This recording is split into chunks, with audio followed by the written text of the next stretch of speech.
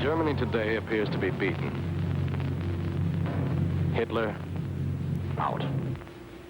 Swastikas, gone. Nazi propaganda, off the air. Concentration camps, empty.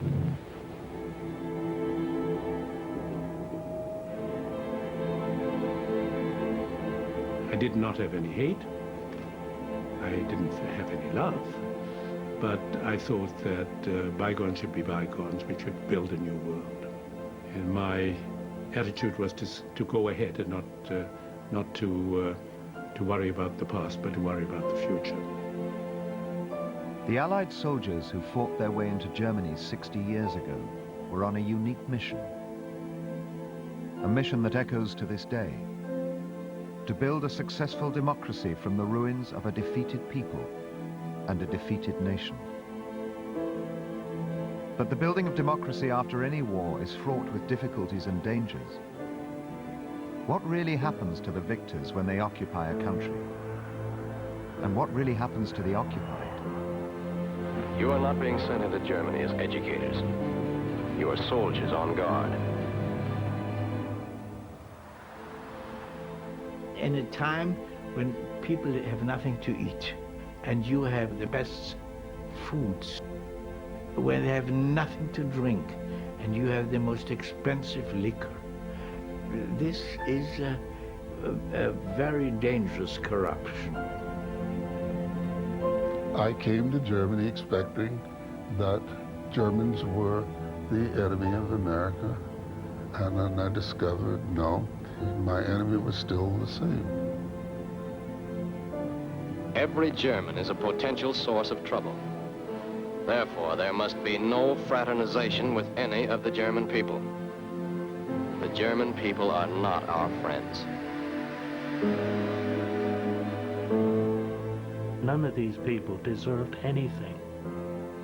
They didn't deserve sympathy. They didn't deserve our help. All they needed, really, if I can use the phrase, a good kick up the arse. You will not be friendly. You will be aloof, watchful, and suspicious. You will not associate with German men, women, or children. The problem now is future peace. That is your job in Germany. But while many Allied soldiers were building democracy, others were damaging its very foundations. There was mass rape of German civilians, abuse of prisoners in secret interrogation camps, and the start of a Cold War that was to last for decades. This is the story of those 4 years, told by the occupiers and the occupied.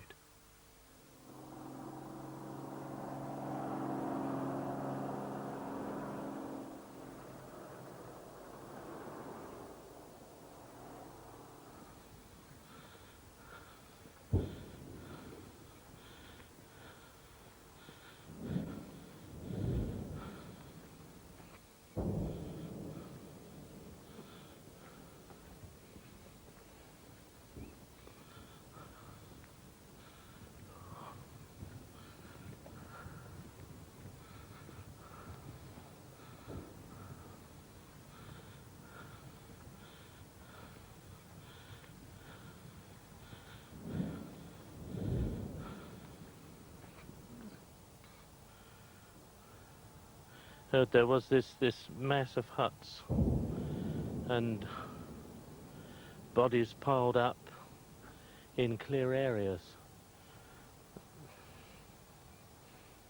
Unbelievable. Absolutely. The mind boggles at what went on here.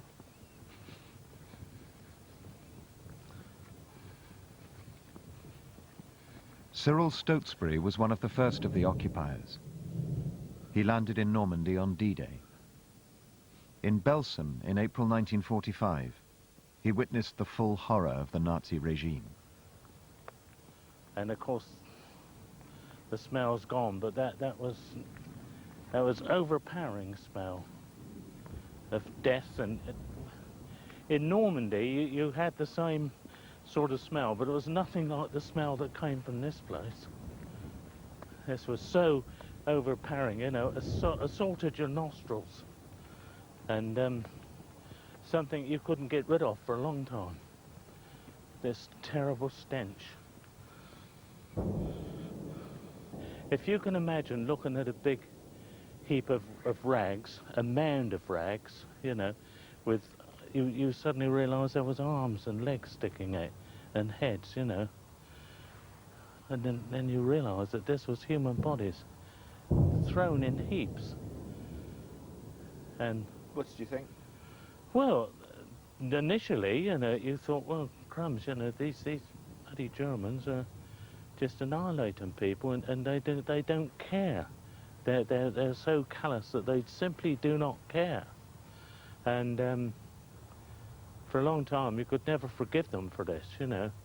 And the easiest thing to do was to blame all Germans, which was a bit unfair, really, 'cause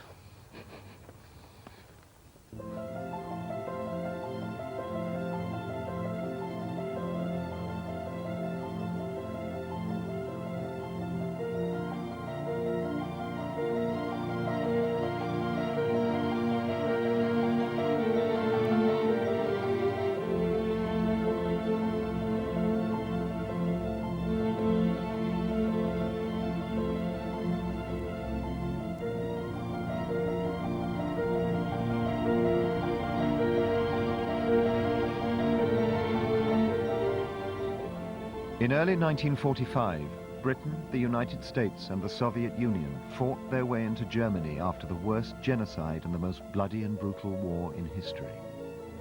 One which left more than 50 million dead.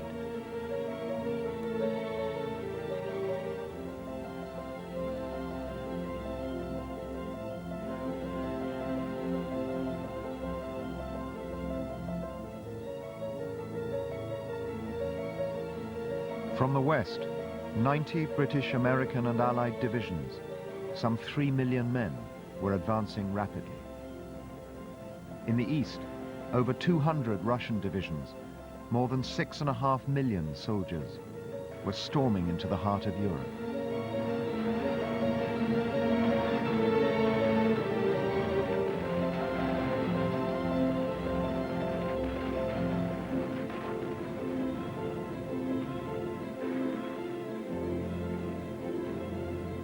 We not only smashed up the towns, but smashed up the links between the towns. And at the finish, life in Germany just ran down like a clock. Place and time meant nothing. Peter Sichel was an intelligence officer for the US Army who'd grown up in Germany and was Jewish. He returned to a homeland that had been obliterated.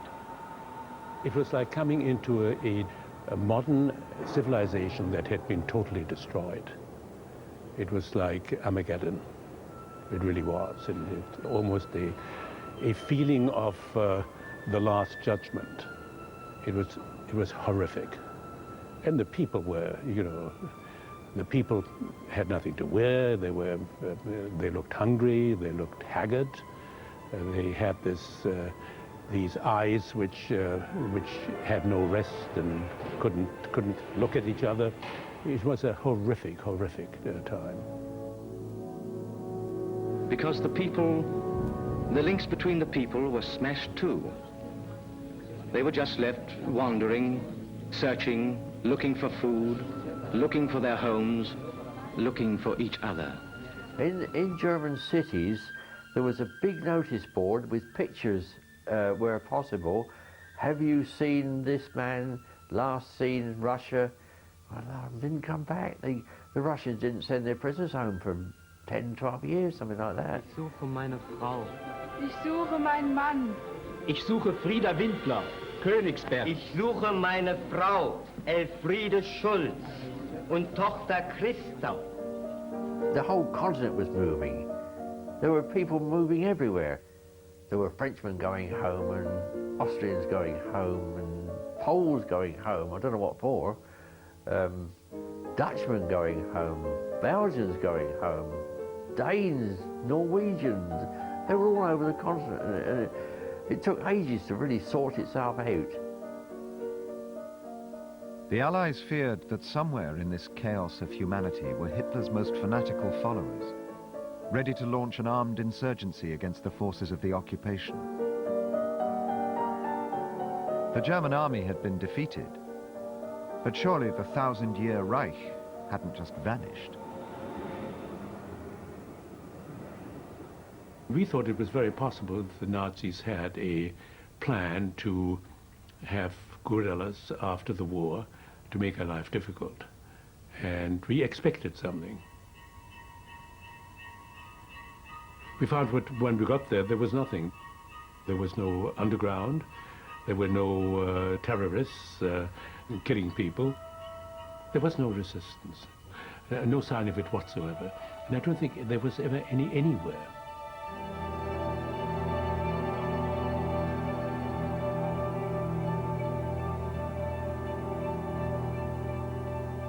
Violence was instead directed against Germans for the many crimes of the Nazis, in widespread, often indiscriminate revenge attacks.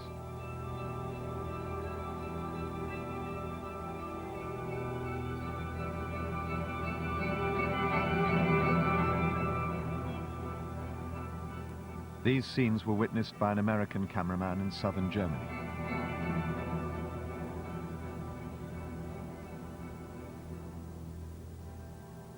Some of the Nazis were committing suicide, alone and with their whole family. So the only thing Nazis were capable of was to commit suicide, but not to fight against the Allied troops. Everybody was so worn out, so depressed, so poor, so lacking in food, so lacking in any hope, that there was absolutely no, the conditions weren't there for anybody to resist. And I don't think the will was there to resist. This was a total collapse and everybody accepted it.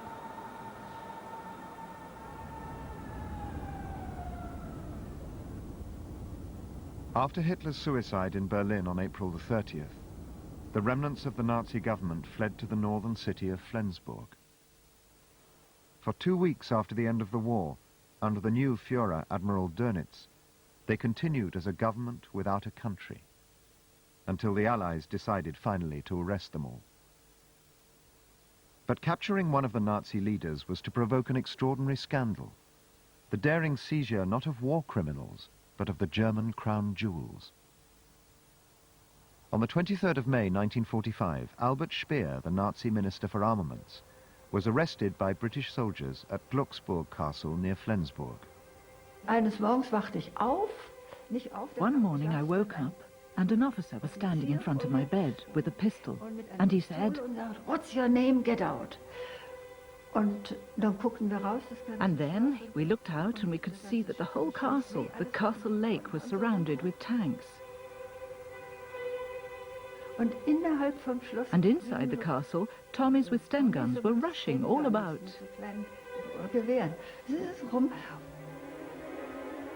The soldiers not only captured Speer, they also found members of the German and Danish royal families. That is the rooms where my grandparents were living in 45. This is now like a drawing room, and this was used as a bedroom.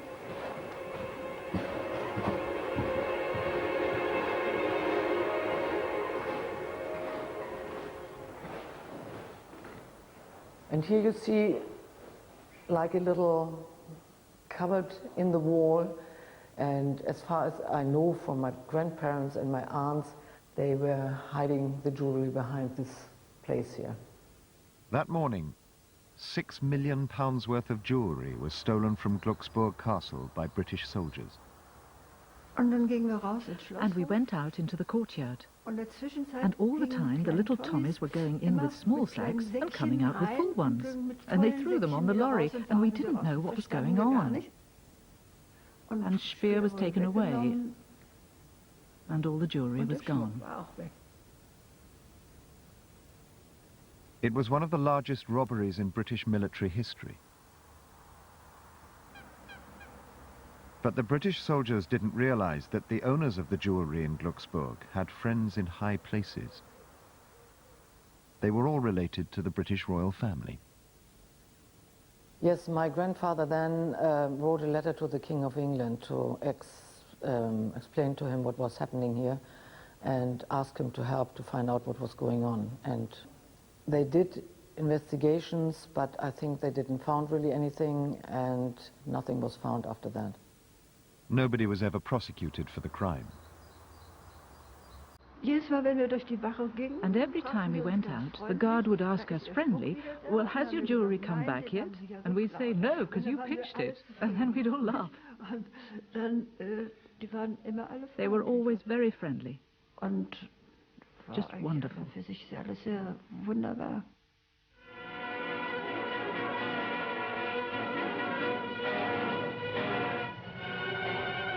Yeah, Rhine crossing was quite a do. 2 days before, we had a parade with the brigadier. Anyway, we had this parade. Right, he said, you know where we're going? Over the Rhine, into Germany. And I know what you're thinking. Rape, loot and pillage. No rape. So it gave us a free hand, really, didn't it? For 19-year-old wireless operator Ron Levitt, the turmoil had its compensations. Yeah, we were parked in a residential street which hadn't been knocked about very much. It was quite reasonable. I did a nice bit of looting there, actually. And down at the far corner was one of our fighting tanks, but all the time anybody got the chance to loot, they did. I mean, I walked into a very nice flat, which hadn't been bombed or anything, but I found a drawer with Dutch silver coins in it, Dutch kroner, and I thought, well, if they've been in Holland looting, it's about time I recovered some of it. So I took the coins and I unplugged the radio and wrapped the lead round it and tucked it under my arm, and off I went. There was, you know, all sorts of odds and ends we picked up. The whole reason for the advance across Germany being so fast was because we had to get there before the Control Commission arrived. But we stole everything on the way. I mean, it was chaos. It really was chaotic.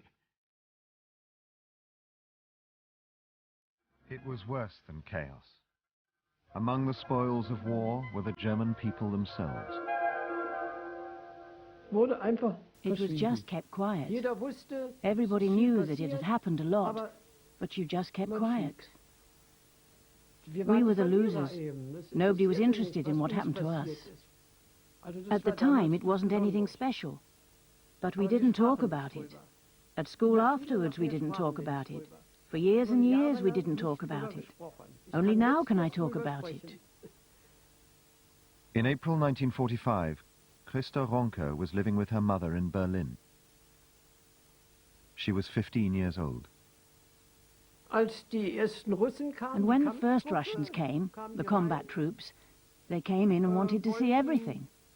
Asked about weapons and soldiers, looked at everything closely, didn't find anything, and were very friendly, and then just left. And then the next lot arrived. The next one took me outside straight away. My mother wanted to throw herself in front of me, but she was pushed back. And then they took me upstairs, and as I tried to defend myself, he showed me his gun. And then, when I came back down, I was, well, shocked, but I was just happy that I was still alive. In the Soviet army, it was said, don't make so much fuss about this raping. The German woman in reality wanted. The drunk ones were the worst. They said, woman come. They said it in German. Frau komm in German.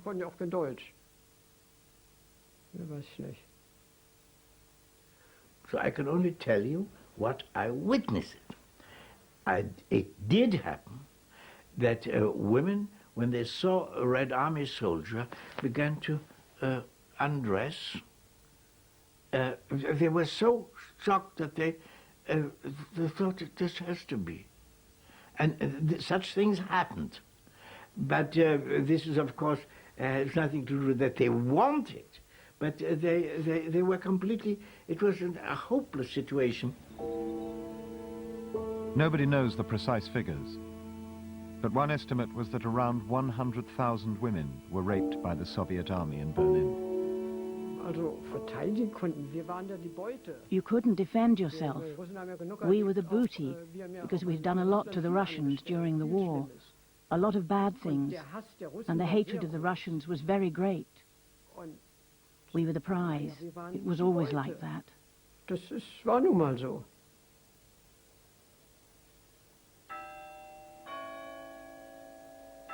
German women were raped in their thousands throughout the country, and not just by Russians. Other Allied soldiers were serial rapists too. It's still a taboo subject.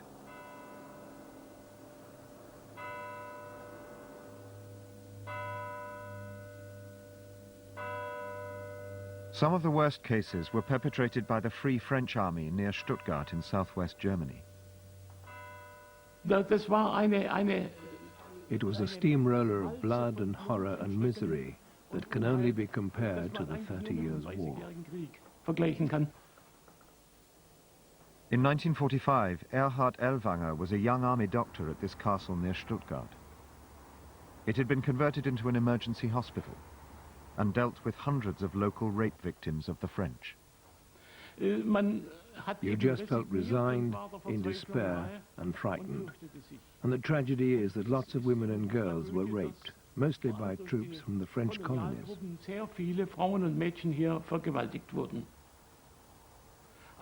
Many women just cried for days. Also young girls, these were 14-year-old girls, 13, 14, 15, 16-year-old girls. But then most of all, the ones who were a bit older, who already had boyfriends, who were newly married, they were in despair, of course, in absolute despair.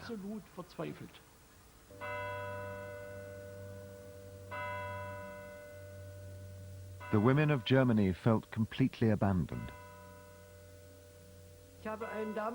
At that time, I used to write my diary every day.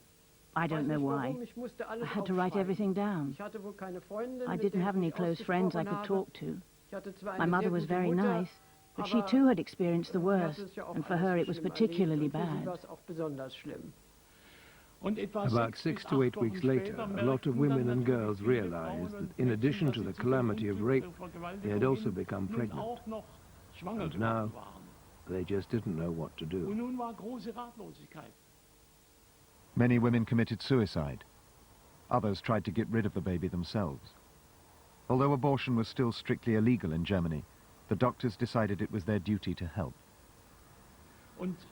There was no anesthetic, of course.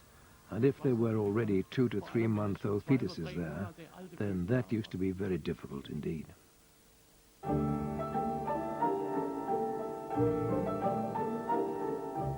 The mass rape of German women was just one terrible aspect of the devastation in the aftermath of Hitler's war on civilization. What had been the most modern nation in Europe lay in total ruins. Millions of its people left homeless and utterly traumatized. The Germans called it Stunde Null, 0 hour. Out of all this killing, chaos and confusion, was any order possible? Was there any future for Germany? Don't let me be split to the Germans when our victory is ultimately won. The Allies divided Germany into 4 zones of occupation. In the British zone, Field Marshal Montgomery became commander-in-chief. Let's be meek to them and turn the other cheek to Initially, there were good contacts and mutual respect. And for a brief period, the wartime alliance lived on, at least in public. But don't let me be split to the Hun. The plan was to denazify, decentralize, and democratize Germany, and, crucially, to run it as a single country. Berlin itself, situated deep in the Soviet zone, was also divided into 4 sectors and administered jointly by the Allies.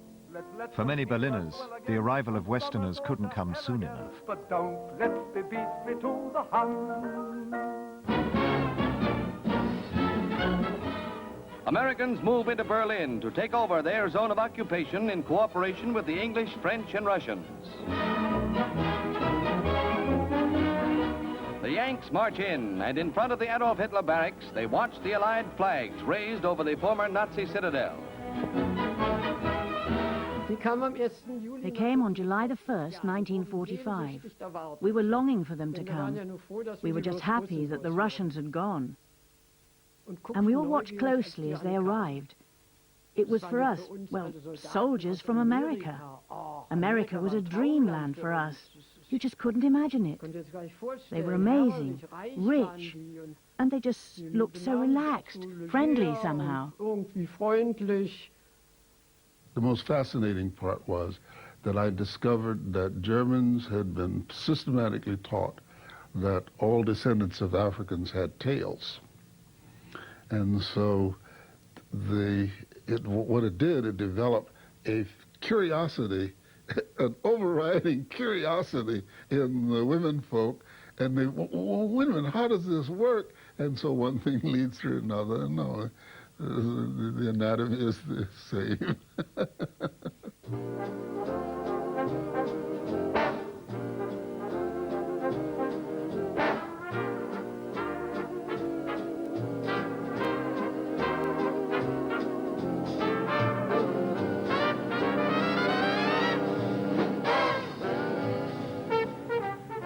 The US troops who arrived at Berlin's Tempelhof airport discovered a Germany whose economy had all but collapsed. When Peter Sichel arrived as a young Secret Service officer, he found his unit totally distracted from their job. The main purpose was to head a unit of about 7 or 8 intelligence officers, whose job was basically to find scientists, technicians, former high-ranking Nazis or Gestapo or SS officials. And the unit hadn't done that. They were involved in buying and selling things and making money on the black market. Near Berlin's battered Reichstag, black market deals and primitive barter spring to life. Russians are reported to have paid £100 for watches, and cameras were a favorite object for haggling. Everything was available, from cigarettes and coffee to morphine and cocaine. Fantastic amounts of money were there to be made. In July 1945, the US Army in Berlin distributed $1 million in pay, yet US servicemen sent over 3 times as much back home. And it was a national sport. I mean, the temptation was extraordinary. When here we were at the end of the war, we all had gone through a rather difficult period, and here was a way to make money. And you had to be very highly motivated just to stay away from it. I would send all my paycheck and the cigarette money. I would send that home to my mother. She was able to buy a home as a result of my sending her that money. They say with a few cartons of cigarettes to start with, you get rich over there in no time. Yeah, and with just a few packs of cigarettes, you can pick up any fur line in Germany. Okay. I just wanted my officers to work at least 8 hours a day on doing their job. What they did afterwards, I didn't care. But I didn't want them to have, at their main job, visiting the Tiergarten and exchanging things for cigarettes, etc. And we cleaned up and got new officers and did our job. And Peter Sichel's job was to be a spy master. In no other city on Earth did the Allies live so close to each other. In no other city on Earth was there so much intelligence to be had.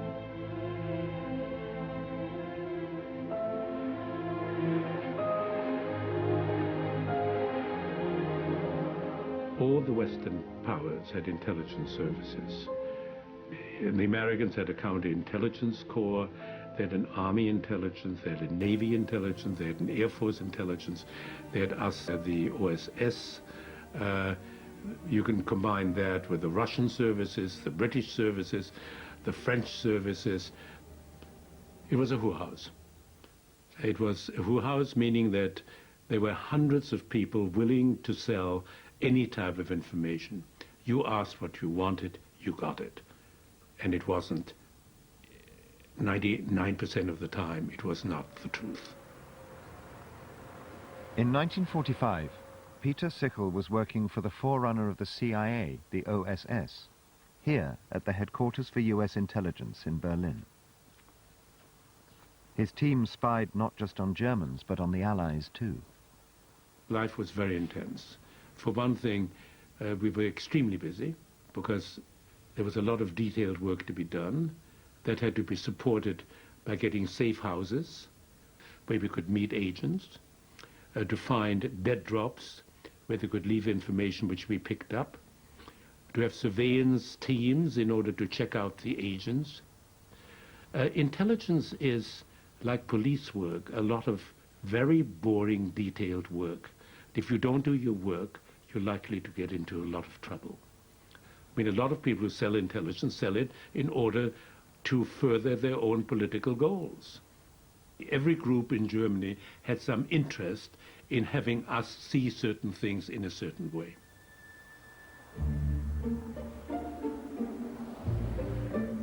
The main focus for Western intelligence was not the hunt for Nazis, but activities in the Soviet zone. In the ruins of Berlin, the Russians were quick to establish a functioning political administration.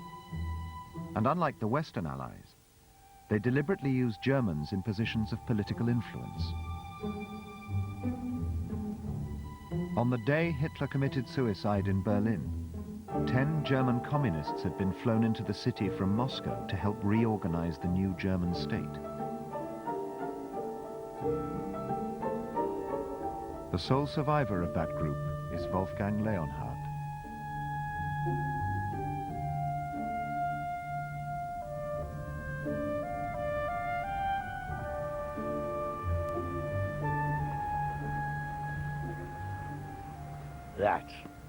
That's it. That's it. It's incredible. The political rebirth of the city of Berlin began here at number 41 Einbeckerstraße. We arrived here on the 8th of May. Our task was, in the first place, to build up civil administration in all the 20 districts of Berlin. Leonhardt's group were ordered to get their people into key positions before the Western Allies got to Berlin. They started the first radio station and newspaper in post-war Germany. But despite the appearance of openness, they were to keep control. Always said, don't mind, it must look democratic, but we must have everything in our hands. And so I had the difficulty to find a bourgeois mayor. And suddenly somebody with a tie came, a bourgeois. So I said, excuse me, but would you like to become mayor of Wilmersdorf? Well, not really. I mean, I'm more trading with cattle. But I know somebody for you. And there I found a man, and after 20 minutes I decided that's the man to become mayor of Wilmersdorf. So I was in the unusual position, being 24 years old, 3 days in Germany, and appointing mayors. I never had that in my life anymore again.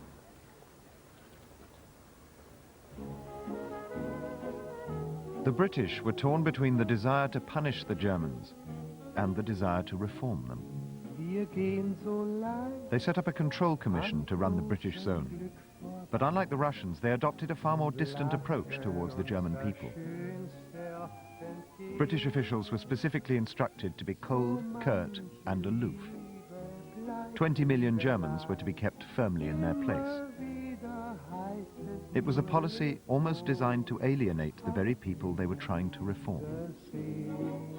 Well, we were there to keep the peace, but the Control Commission came along with the job of converting Germany to democracy. British administration in Germany reflected all the best aspects of local government back home and brought a mass of red tape. In order to do virtually anything in Germany, you needed a chit, written permission, preferably in triplicate.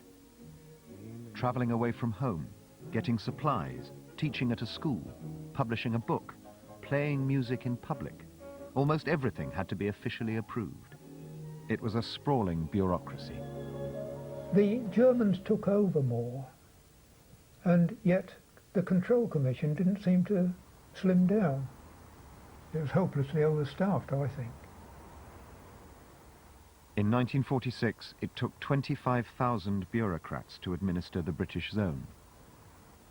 The Americans got by with just 5,000. Yes, they were a mixed lot. I don't think it was a job that would have appealed to anybody with very firm principles. Yes, I think there were certain people, I think the expression is, had an eye to the main chance, and they took full advantage of it. And this was at a time when the Germans had nothing.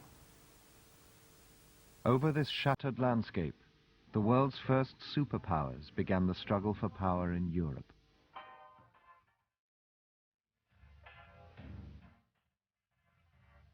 America had come out of the war with its industry intact, and with the unprecedented power of the atom bomb. The Soviet Union, exhausted by the war with Hitler, had nothing to match the American military machine, but they had an endless appetite for politics. The Western Allies discouraged political activity in their sectors, but in the Russian zone it was different. Already by the summer of 1945, 4 political parties had been founded in the Soviet zone: conservative, liberal, socialist, and communist, all ostensibly independent of Moscow. It gave hope of a limited freedom under Soviet rule. A Berlin Spring.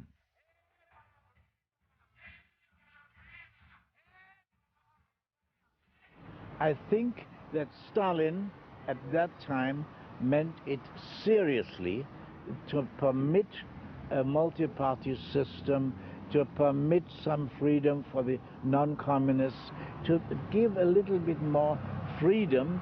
I think he meant it seriously, because at that time he did not intend to have a communist East Germany, but hoped to have a united Germany with a certain Soviet influence, and he was ready for that aim to make certain concessions. There was a very much higher class of Russian officer in Germany. A lot of them spoke German, and they were very clever in getting to know Germans, and they were not bad. There was just, politically, they wanted to control it all. I was very hopeful that in Germany we can do it another way, and we will have a little bit freedom to do it our way, and that was my big hope. But just how long could the Berlin Spring last?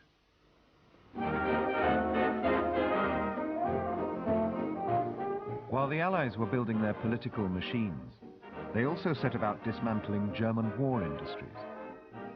Never again would Germany be allowed the industrial muscle to start a new war in Europe. But one factory was spared. And in the summer of 1945, a British major, Ivan Hurst, was sent to inspect it. I was a very young man. My brief was very simply just to go to Wolfsburg and find the factory and sit on it. That factory was Volkswagen.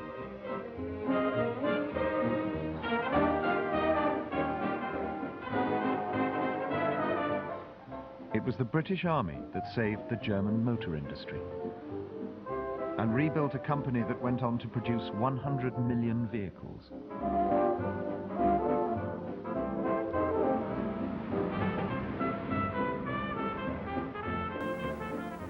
Colonel Michael McAvoy, one of Hurst's superior officers, knew the Volkswagen car from before the war and was keen to see it produced again. He had the bright idea that if we could get the factory into operation, it would provide the light transportation that the army and military government required for running the British zone of Germany. The plan was for Germany to pay for the cars as part of the cost of the occupation. We found at the factory a beetle and sent it up to Royal Army headquarters as a demonstrator. To Hearst's astonishment, the British authorities ordered 20,000 cars straight away. But could so many be built under the conditions of the time? Within a month, he had another headache. The order had doubled.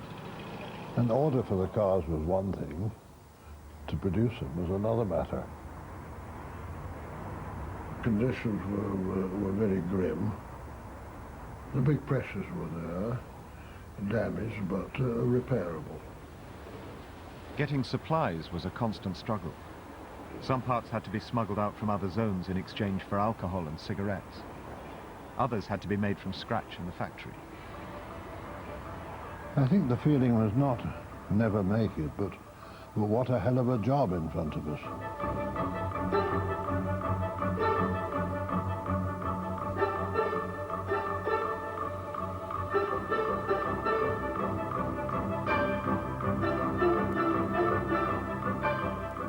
The British motor industry was hardly encouraging.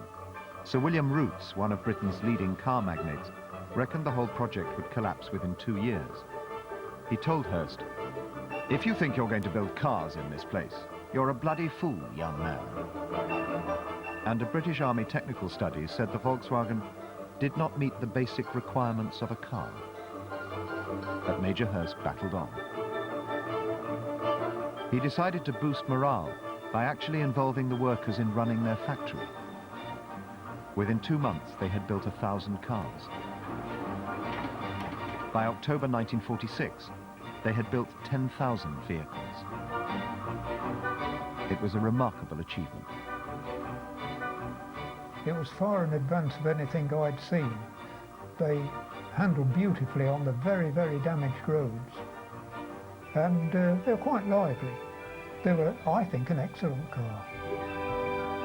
I loved driving the Volkswagen. It was responsive, it was unconventional. You could really push it, but the handling was colossal. I mean, you could really throw the little thing about. Curiously enough, the military police didn't have them as soon as we did.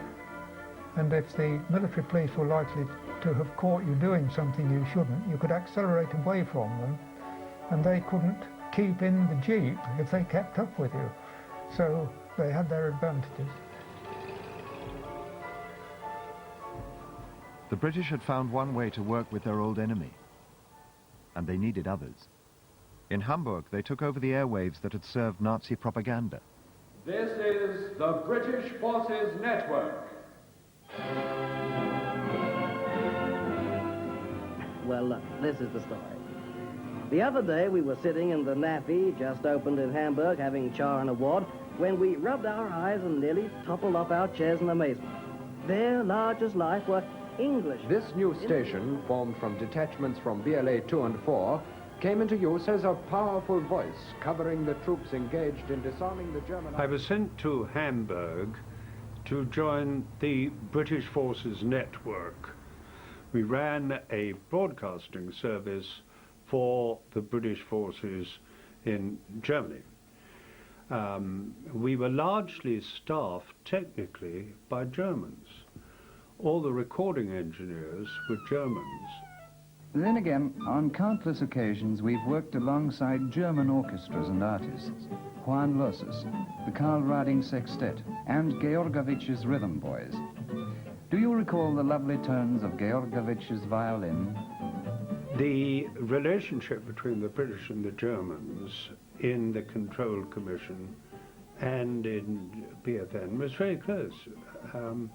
Inescapably, it had to be to work. And in the US zone too, relations between the Allies and the German people were getting more cordial. In Berlin, Christa Honker worked in a canteen for American officers. At the beginning, I was pretty serious. The officers were all distant, and they were our former enemies. And I didn't smile when I was serving. I had to pour cocoa and coffee and tea. And one of the officers complained, and I was told I had to keep smiling. Smile, smile. So I learned just how to be like that, and so I stayed there. They wanted smiling. They didn't want serious. Ernst wollten sie nicht haben. Of course, the ban was finally lifted, but you can't change a hero. He may go for temporary amusements, but he still yearns for the girl he left behind. Even though it certainly doesn't look like it in these fascinating scenes where Joe gets a few well-earned days' rest after bearing down on the vicious Nazi. With no work and little food, a relationship with an Allied soldier was often the only way for many women and their families to survive. We've done our best, but oh, to be a conquering hero. They were all called Ami-Mädchen, Ami girls.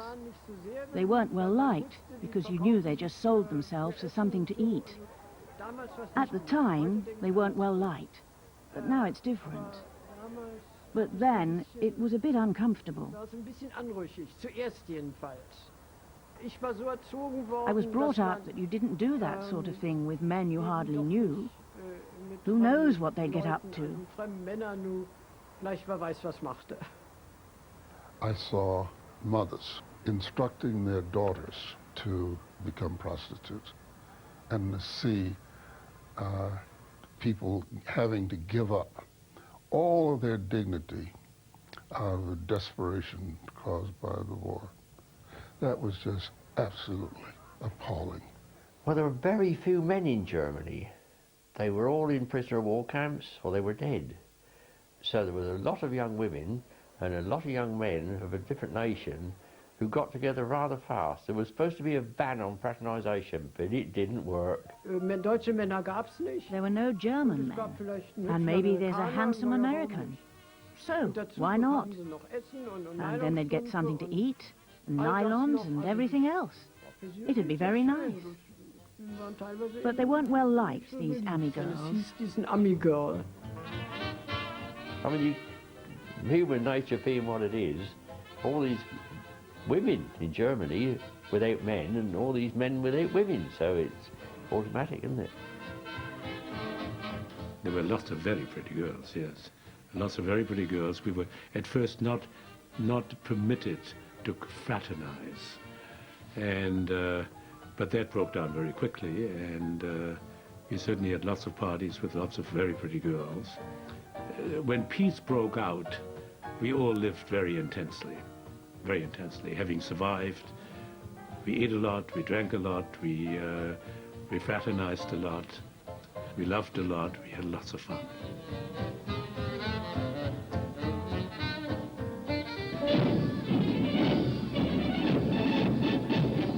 In Berlin's massive Olympic Stadium, troops of the British Occupation Army stage a military tattoo. Before thousands of German children, 2,500 soldiers from all parts of the British zone lead a revival of a colourful spectacle that in pre-war days thrilled British audiences.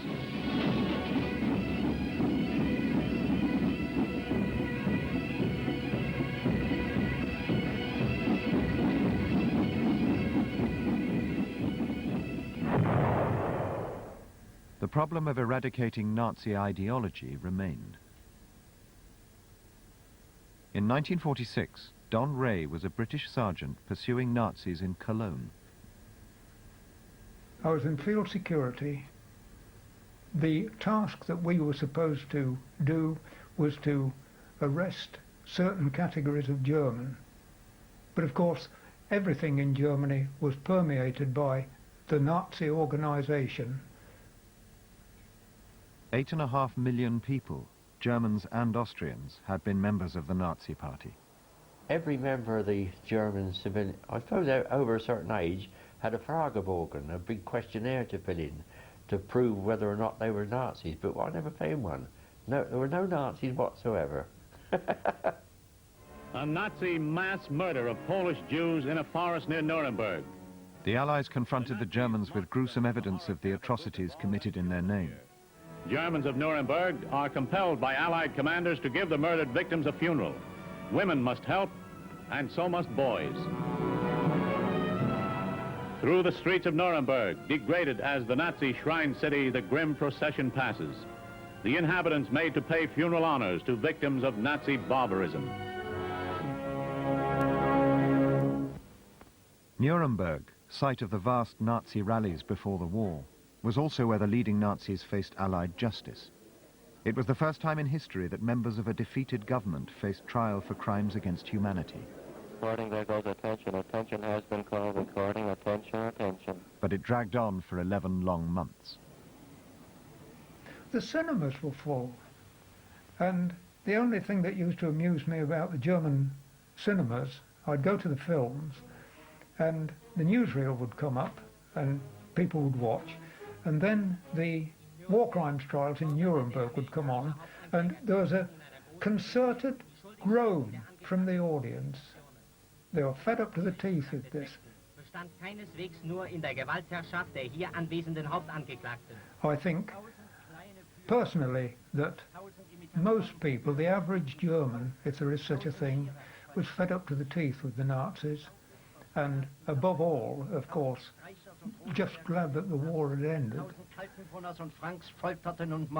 In November 1946, only 11 of the major Nazis were sentenced to death at Nuremberg. 3 were acquitted and the rest given lengthy prison terms. But it wasn't an end to the search for justice. Over the next 50 years, more than 3,500 Nazis would stand trial in Germany for the terrible crimes they had committed. For many of the victims, waiting for the courts was not going to help. They needed a different approach to deal with the past. The Germans, what can I tell you? I have no words to describe really feelings like that. Leah Fischer spent 4 years in Nazi ghettos and concentration camps. Apart from her mother, she was the only survivor from her entire family. Nobody was left. My whole family was gone. They had children, they had babies. Not one person survived. How could you be only angry? It's above anger, above hate. You felt like you're numb. My father and his entire generation was eaten up by hate, and understandably so. My father was a very prominent member of a medium-sized German city, very respected, and he had to leave that city with a little suitcase from one day to another illegally in order to save his life, but he was consumed by hate. And I had a long talk with him in about 46 or 47. I said, you must come to Germany, you must see what happened, you must bury the hate, otherwise it'll kill you. I really cannot remember feeling real hatred, and I'm surprised because the things they did to us, if it would be in normal times like now, okay, if somebody did something bad to me, I get angry. There was no anger, because you know why? Because it didn't work, it didn't help. You cannot live with hate, because it eats you up. A hate is a hate against yourself. If you hate other people, you hate yourself as well. And my father didn't first understand that, but after he buried his hate, he understood it. Because he lived with it all the time. Many of the surviving Jews, having lost everything, found refuge in camps in Germany itself. One of the largest Jewish camps was in Feldafing in Bavaria, in a former school for the Hitler Youth.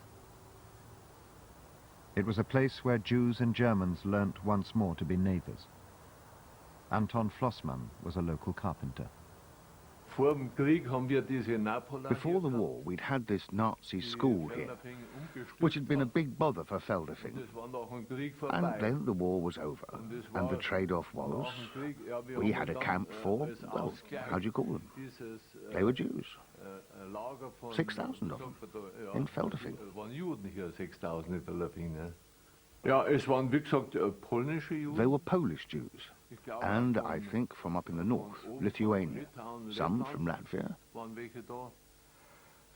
and some Germans. It looked beautiful to us. It was clean linen, regular normal beds.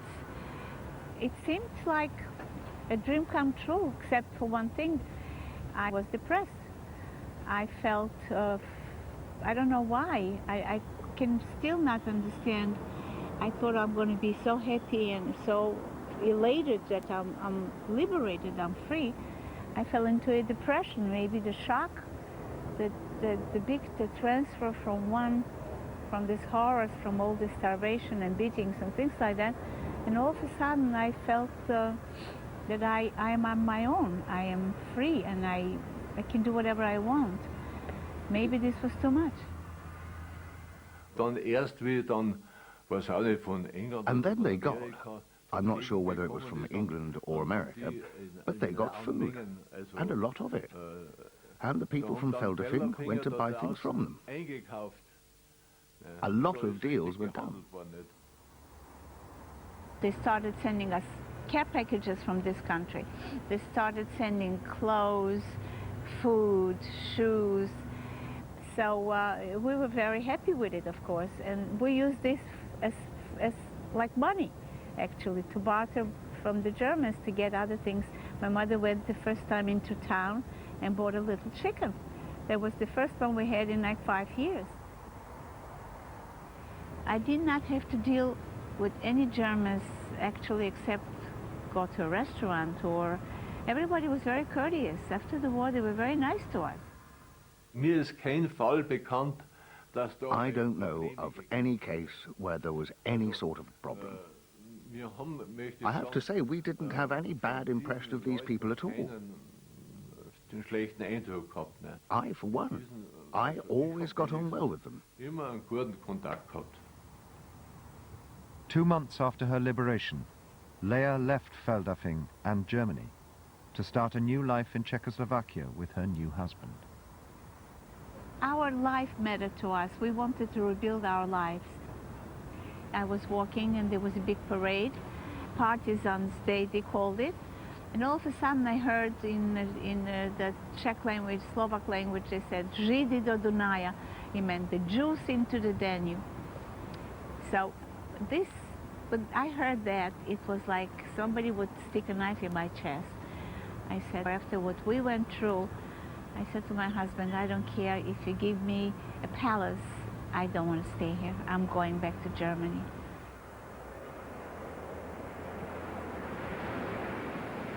By the end of 1946, the creation of a functioning democracy in the ruins of Nazi Germany was moving steadily forward. But what happened next threatened to derail the entire project.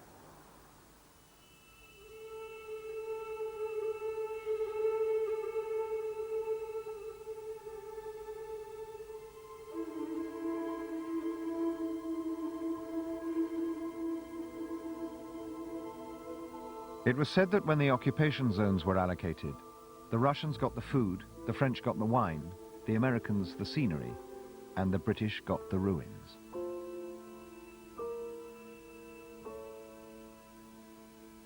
More people lived in the British zone than in any other.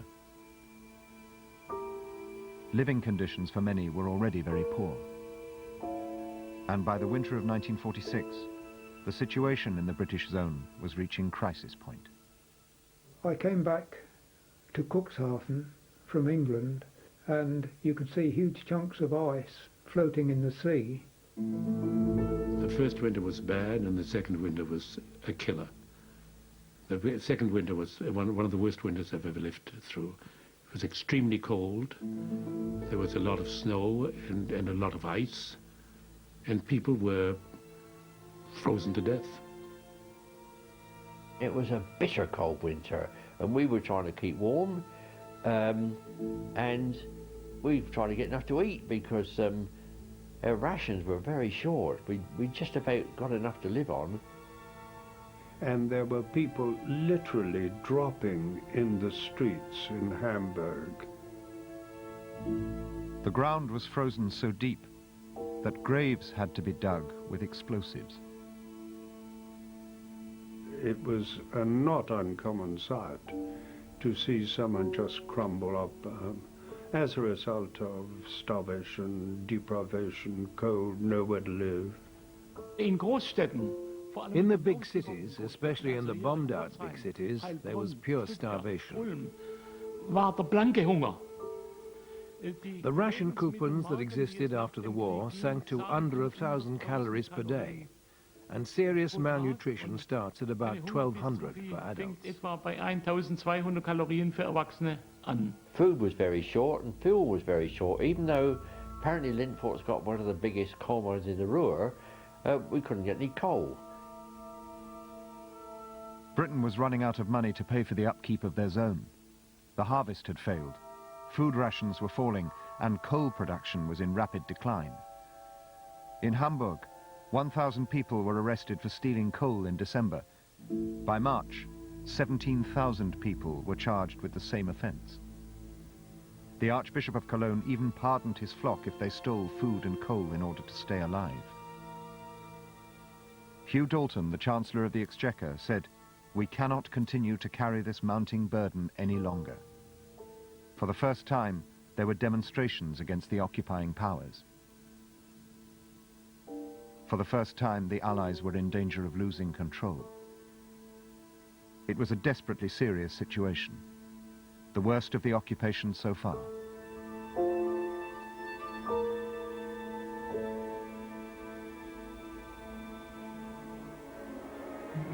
Then, in early 1947, British and American security forces arrested hundreds of people they said were organizing a Nazi resistance movement.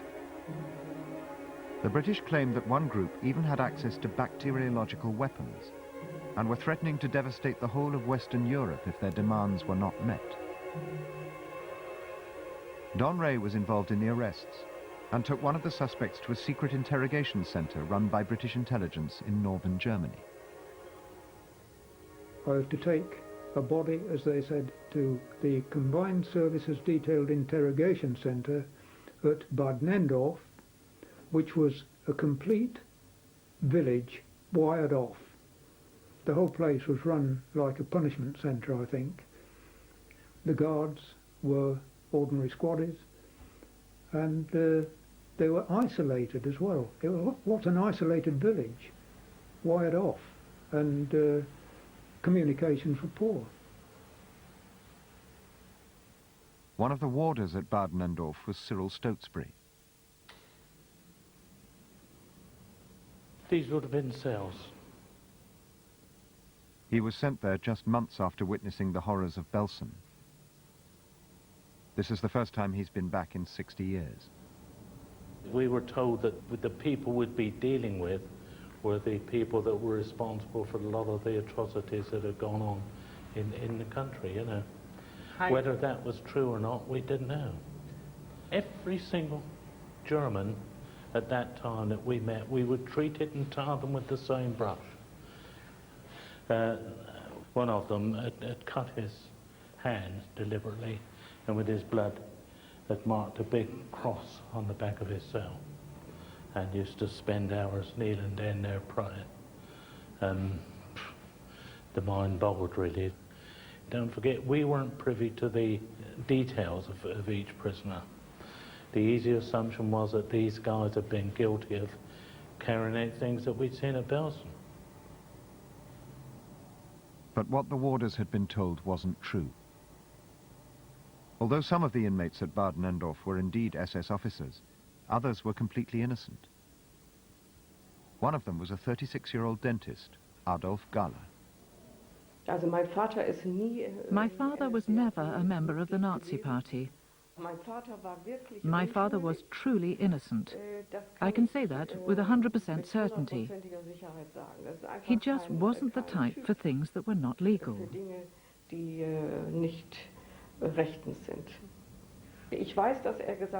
I know he said that many, almost all of the people there were innocent. At Bad Nendorf, the prisoners were not interrogated about war crimes. They were interrogated to get information on the alleged Nazi underground and on the intelligence services of the Soviet Union. Few, if any, of the prisoners were ever brought to trial.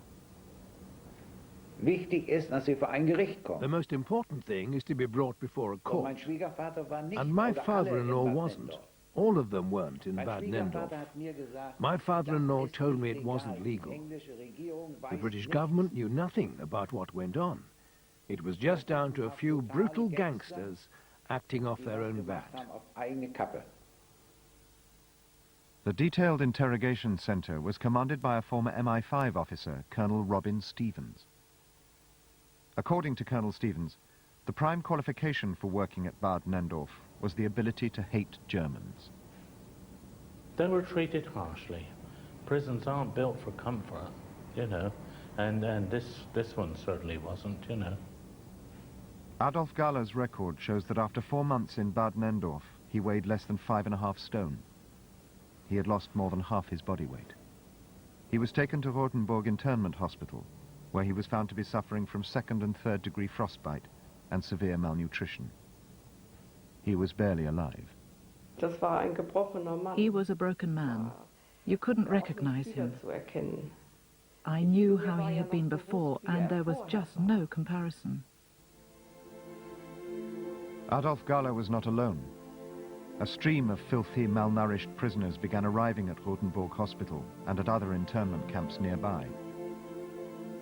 Several of them died within days as a direct result of their treatment at the interrogation center. Many British officers were deeply concerned. Something was seriously wrong. And soon allegations of prisoner abuse began to emerge. The army launched an internal inquiry.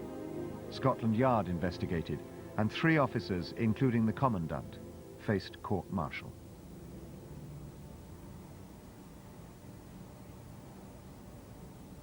What happened in Bad Nendorf was kept a secret not only from the outside world, but even from the warders themselves.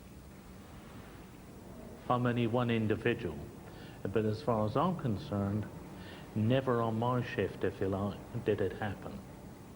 I was never given orders to beat a prisoner. I was never given orders to strike a prisoner, and I certainly would have never beaten one up. I don't think I would have done any right, you know, I'd have been told to do so. Many of the official papers in the case are a state secret in Britain even today, 60 years later. But for the first time, this program has gained access to the secret records of the Scotland Yard inquiry. These papers confirm that the British knew that some prisoners were physically abused and ill-treated at Bad Nendorf.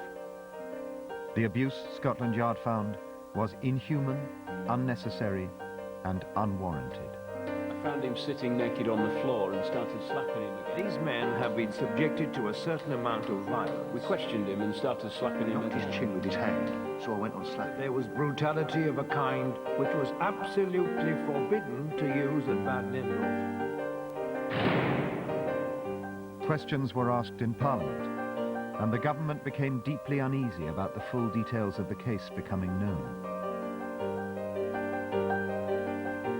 Despite all the evidence of physical abuse at Bad Nendorf, at his court-martial, Colonel Stevens was acquitted. He was later even promoted. 10 years later, the British government paid Adolf Galler £150,000 at today's prices in compensation for his treatment at Bad Nendorf. This arrest destroyed my family, even up to today. Something like this stays with you for a lifetime, doesn't it? Your father is always your father. But there's one last twist in the story. The secret government papers also reveal that no bacteriological weapons ever existed, and there was no effective Nazi underground either. All the intelligence reports had been completely fabricated.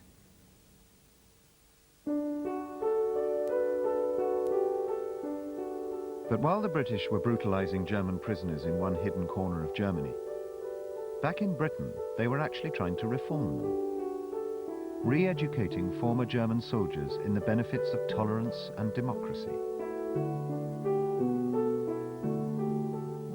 At the elegant country house of Wilton Park near London, German prisoners of war attended courses and lectures in how to think for themselves.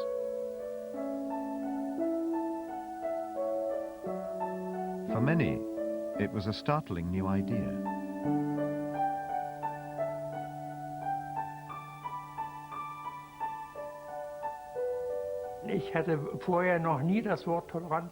I had never heard the word tolerant before, although I had gone to secondary school or the grammar school.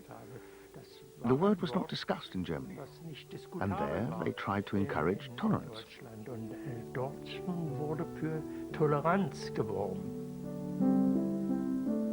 Some 4,000 German prisoners in Britain were chosen to attend Wilton Park. Werner Thom was one of them. We got the impression that we were now regarded as people, and the fact that they discussed their own opinions with us, former enemies, well, that impressed me enormously.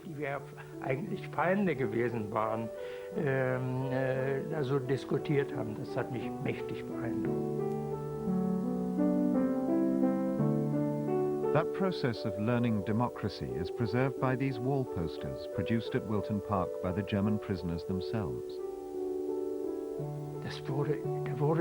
Nothing was indoctrinated. We were just left to form our own opinions. Under Hitler, whatever the Führer said was the truth, and it was not questioned. And that was a very important experience that I learned, to ask questions and analyze things. It was wonderful. Certainly the most important time in my life. I certainly have not experienced another 7 weeks like that were as important and which changed me so much.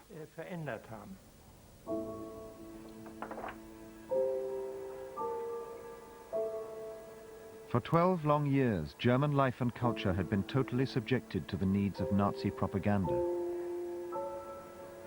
But with the end of the war, a new cultural rebirth became possible, a new sense of freedom. And for many in the 40s, freedom meant jazz. Hans Otto Jung and his fellow fans couldn't wait to meet actual American jazzmen. Yeah, it was great fun, yeah.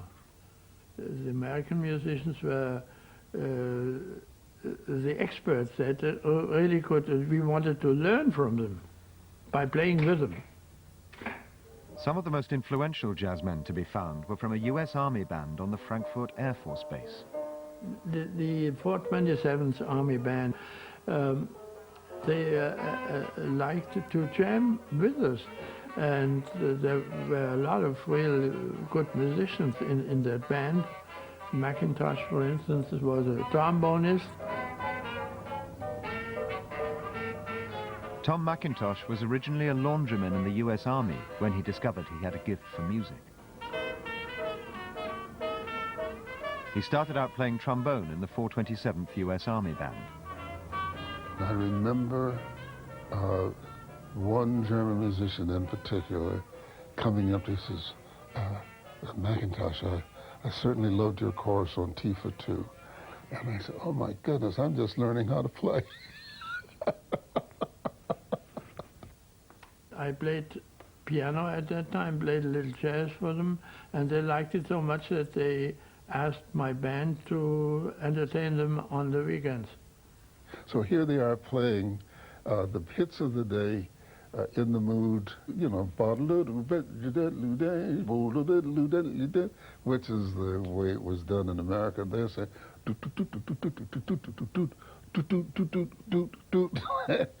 and we would sit and just crack up laughing. Of course, I was an amateur, you know, I was not a professional. So we got quite a lot of experience and loved it. Well, guess what?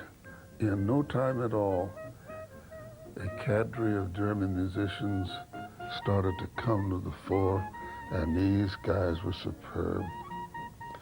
There was a girl by the name of Yuta Hip. I mean, what a great jazz name. She was beautiful, but she could play her buns off. Oh, we had a feeling of getting free. getting more freedom, yeah.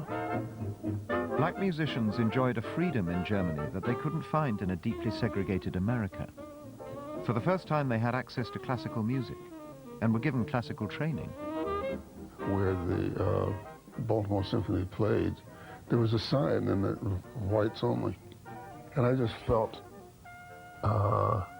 privileged, absolutely privileged to be a part of this whole European classical music thing for which I'd always been told this is the epitome, but you're not welcome. That was a no man's land for blacks.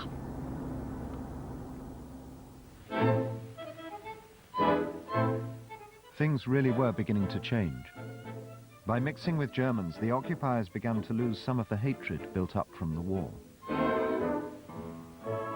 You began to realise that these were human beings who had faced the same problems that our folk back home had faced, you know, and they had come through probably experiences worse than us because they were in a regime which they couldn't speak freely, they couldn't criticise, and they couldn't discuss matters, you know, and you began to realise that it was fear that had driven them, fear of the authorities. And in a way, you sensed that perhaps they were a bit relieved. You know, not nice to have your country taken over, and I believe the British soldier had a better relationship than the other occupying forces.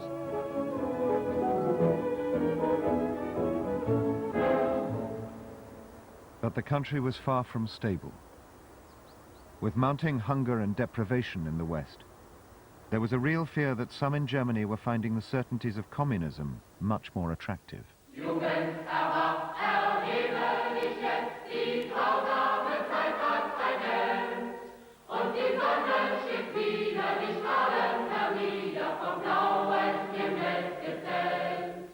In April 1946, the Soviet Union announced the merger of the Socialist and Communist parties in their zone.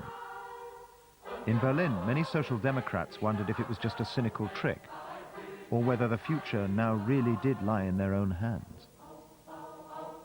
It was a turning point in the history of the Soviet occupation, and it took place here, in the Admiralspalast Theater in Berlin.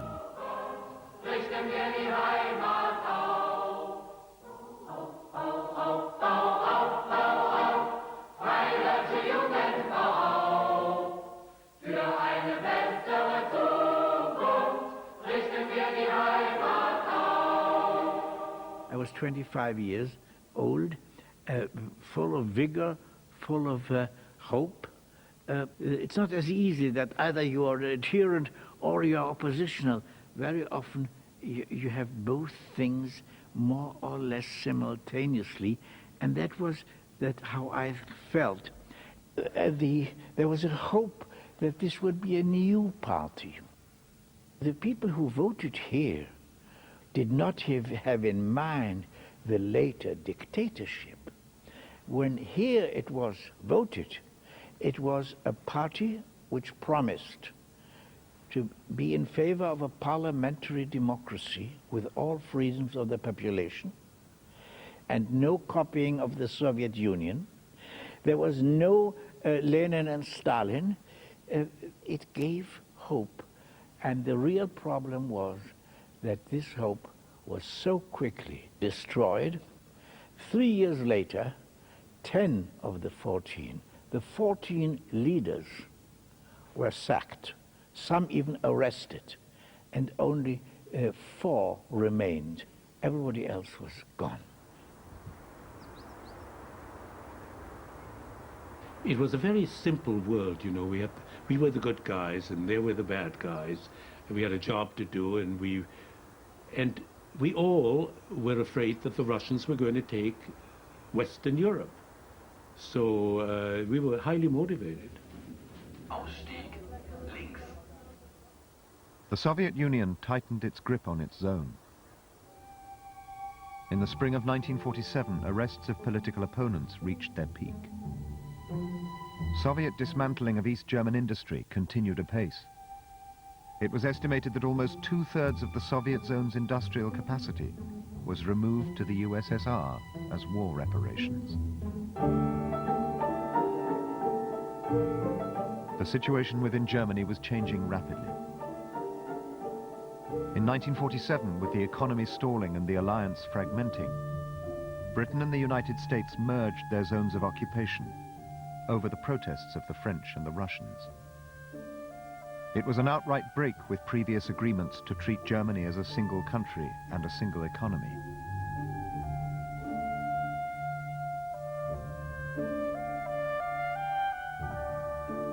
But by January 1948, there was more economic crisis, more industrial unrest, and strikes in the Ruhr. The economy had to be stabilized, and stabilized quickly. In June, a new convertible currency was introduced, the Deutschmark.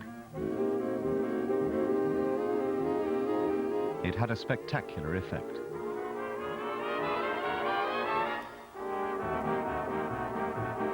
The shops filled up overnight, and the black market rapidly went out of business. But there was a heavy price to pay. I think what broke the back was the currency, the currency reform, where suddenly there was a difference economically between the West and the East. Stalin reacted immediately. He didn't want the old worthless Reichsmark flooding into the Soviet zone. 4 days later, the Russians closed off all land access to the western sectors of Berlin. The only way in now was by air. But 2.5 million people still lived in the western sectors of the city, and they all needed fuel, food, and power. It was the first time the conflict between the Russians and the Western powers had broken out into open confrontation. For many, it was the true start of the Cold War. When the Russians closed the Autobahn and the rail links to Berlin, that was almost a declaration of war. At the beginning, I was still working for the Americans. They were all on a red alert. And, well, it was very unsettling. We wondered what was going to happen next. In America, in the American government, there was a great discussion on the subject if Berlin should be abandoned for purely strategic reasons.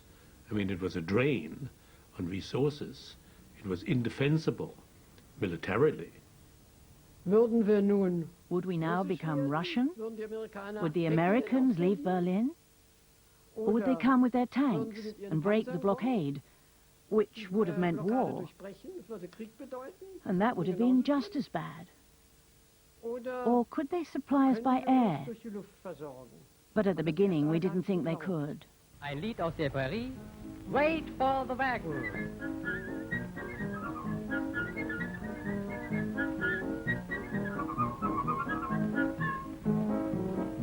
Will you come with me, my Phyllis dear, to yon blue mountain free, where the blossoms smell the sweetest? Come, rove along with me. It's every Sunday morning, dear, when I am by your side. We'll hop into the wagon and off we will ride.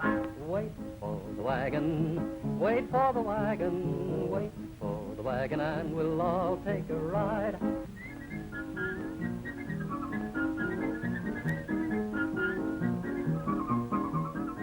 Once one landed in Berlin, it would have been quite impossible to escape the excitement and feeling of relief of tension which surrounded those airfields. The Germans unloading the aircraft, working flat out. Wait for the wagon, and we'll all take a ride.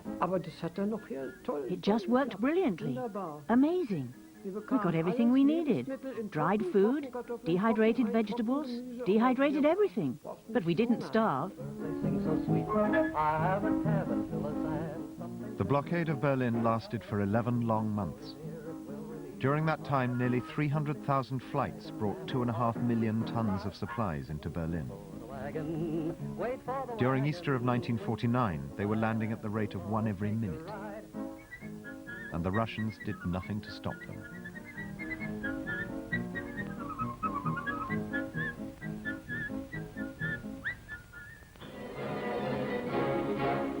The Berlin airlift was a quite remarkable achievement. Without that, there would have been war. I truly believe. But the Russians were bluffing. My information showed me that the Russians had no logistic build-up to go further. They did not have the munitions or the units, army units, or the transport and everything else which was needed in order to go and run over West Germany. It was an almost poker-like attempt to do something which might, if it had worked out their way, gotten them something which was worth a great deal. If we would have abandoned Berlin, it would have had an enormous influence on the post-war world. Were the occupiers still enemies then? No, then they became real friends. We were all in the same boat. We really liked them a lot.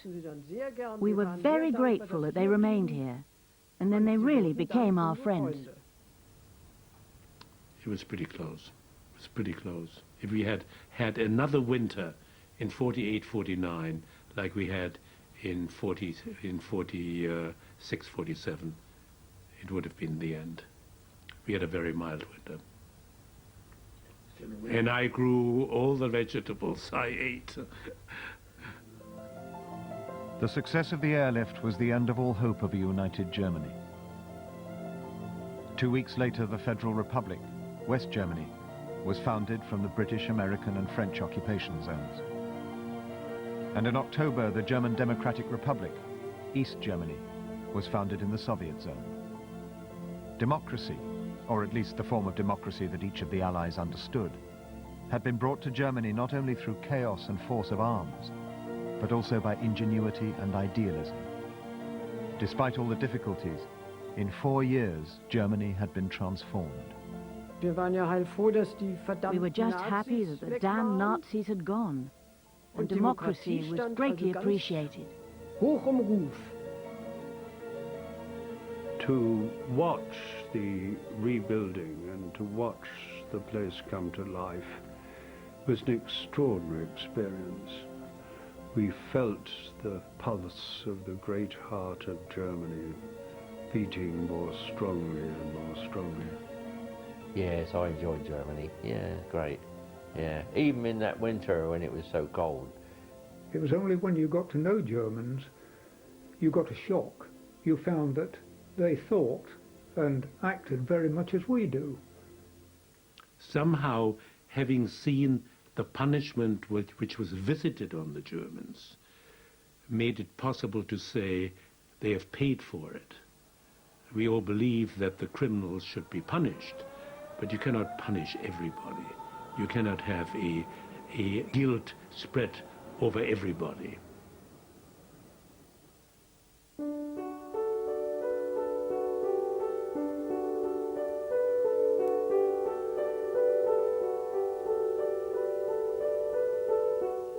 Next week, Emperor Hirohito and Japan, and victory and defeat for Sir Winston Churchill after the war next Tuesday and Wednesday at 9 here on BBC Two.